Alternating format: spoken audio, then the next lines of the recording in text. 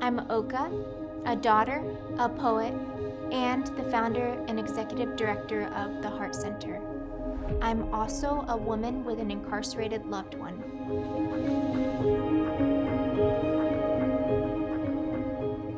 1 in 4 women and 1 in 2 Black women have an incarcerated loved one here in the United States.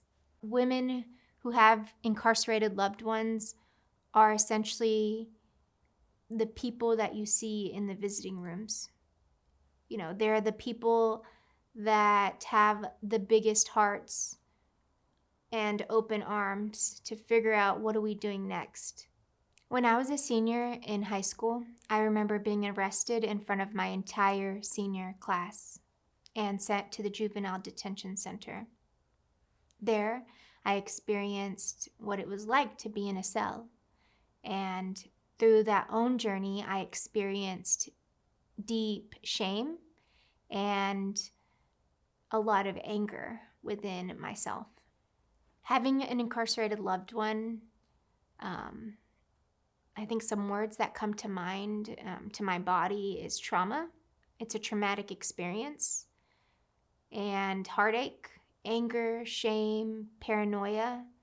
Growing up, my father always gave me the autonomy to choose, whether it was religion or what I ate, or even how I spent my time. He was the person who would always give anything he had, he would give it to those around him. If there was an unhoused community member, he would give that person a job. Or somebody that was undocumented, he would give that person a job. He really believed in supporting folks, especially people who needed that helping hand.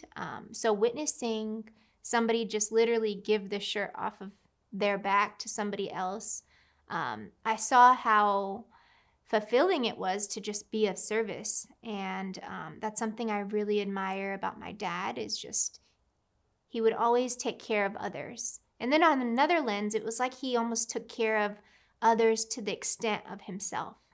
When I was 9 months old, my mother was stabbed 27 times. And 22 years later, my father was arrested for her murder without any substantial evidence by the Los Angeles Sheriff's Department. I spent about 188 days in court proceedings and witnessed my father being sentenced to the life without the possibility of parole. I remember being a senior in college, and I was on the way to pick my dad up from the airport, and the Los Angeles Sheriff's Department was at the Atlanta airport, and they told me their theory of the case. And so quickly I realized something here doesn't make sense. And so my siblings and I felt like we needed to get an attorney, because what we were saying wasn't sticking with the officers. Getting an attorney was a very expensive process that put us in debt. We borrowed, hundreds of thousands of dollars, in which we owe people till this day. Before we even hired her for the bail hearing for my father, there was an interview process to interview people. And interviewing attorneys, it's a business.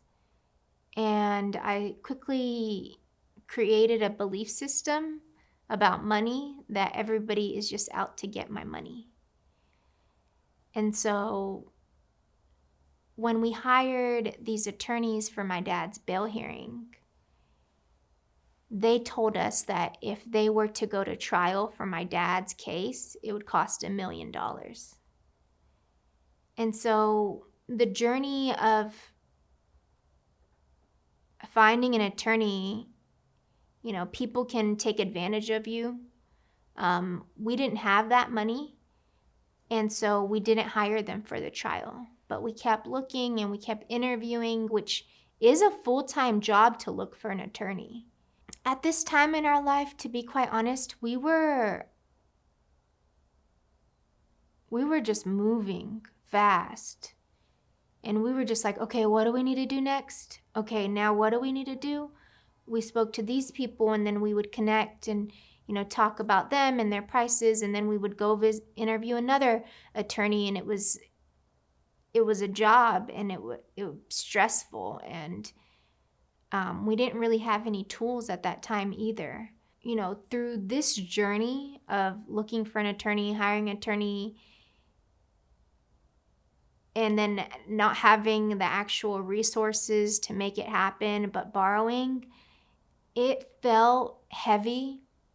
And it felt like we were essentially at the mercy of somebody. And so it almost felt like a never-ending cycle of interviewing attorneys and hiring them. And then even when we hired them, we were the ones who knew the case the best.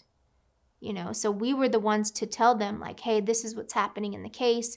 When you have somebody like me and my siblings who are just actively involved in this case, and we know everything about this case. We have studied this case for, hours, days, months, years, and now decades.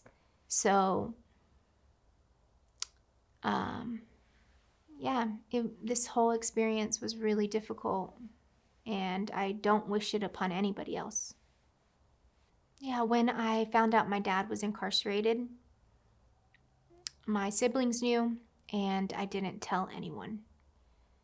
I didn't tell anyone until I had to. My dad's bail hearing was coming up, and so I contacted every one of my friends and colleagues who knew my father. And so then people started knowing. I went to work, and I'd come home. I'd go visit my dad. I felt so guilty for going out to eat or, just doing things, knowing I have a loved one who's literally locked in Men's Central Jail. I felt alone in the system of going to visit my father. But I would be in the visiting line waiting with other women. And so when I heard that it was 1 in 4 women that are impacted by incarceration in this country, I wasn't surprised. There are more and more people that are being impacted by incarceration. Women with incarcerated loved ones experience a lot of pain and trauma. And for me, that trauma manifested in my body as chronic pain. And so I feel like women with incarcerated loved ones deserve the space and access to reconnect with essentially their hearts, who they are. And there's so many pieces. So children, you take care of children. These women are taking care of themselves. They have a full-time job, perhaps. My dad, my dad was essentially making the money for the household. Well, then that put my bonus mom, my stepmom, in a really hard position because she wasn't making any money.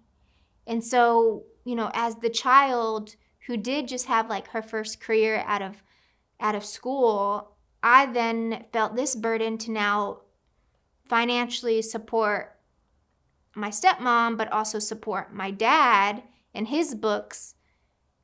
It's all we can do for a person that's in a jail or a prison is to put money on their books. But that takes so much. I remember at the jail, it's $200 every week. In the prison system, it's $300 every quarter for the quarterly package, and then whatever you can put on their canteen. And so when I have been in the lines, waiting to go visit my dad, I notice kids are there around. When I come with my brother, my nieces and nephew. When I come with my sister, she brings her twins. And so women are essentially taking care of so much. We're the ones who are in the lines waiting to go visit the people inside. And the journey of visiting a loved one inside costs so much money. These prisons are, especially in California, are located far away from where people live, typically. And so you're having to drive 5 to maybe 8 hours, or you're flying there. You have to get a hotel room. You taking in like a clear plastic bag that has $50 in it. And the $50 can't be $20 bills. They have to be quarters or ones. So the process of visiting somebody, for me, it cost me about $850 for the vehicle to get to my father, to rent a hotel room, for food, for all of it. And then you have the emotional bandwidth that you have to create to support this individual, whether it's phone calls or supporting family. There's a whole interconnected dialogue that has to happen with all the family members when somebody is incarcerated. If they move prisons, there's so many moving pieces that we all have to be on the same page, or maybe we don't, and then it can feel really chaotic. And so these stressors are not okay, and I'm not sure exactly why they exist, because it's not rehabilitating anyone. If we look at CDCR, it's California Department of Corrections and Rehabilitation. Correcting people doesn't create care. It's punitive punishment, and we know that doesn't work. And the rehabilitation piece is only coming from organizations that are going in the prison to provide programming. The rehabilitation piece is coming from family members who are going through, literally leaping and crawling under all these barriers that have been created to visit the loved one.